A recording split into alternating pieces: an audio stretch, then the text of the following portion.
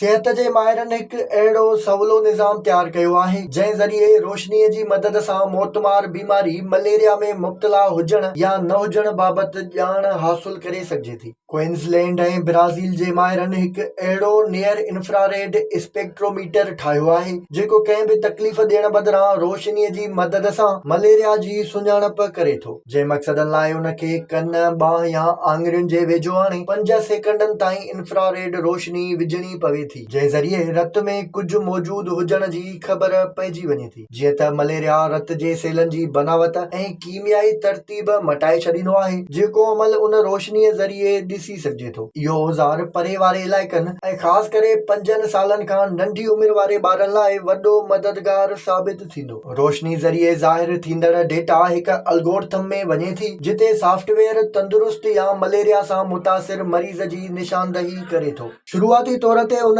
Spectrometer जी क़ीमत $2500 रखी वई आहे, जेका घणे अंग में पैदावार खां पोइ घटाए सघिजे थी, जॾहिं त उन जी मदद सां रोज़ 1000 खां मथे माण्हुनि में मलेरिया जी सुञाणप सवली बणिजी वेंदी। विज़िट कयो अवामी आवाज़ मीडिया ग्रुप जी वेबसाइट awamiawaz.bk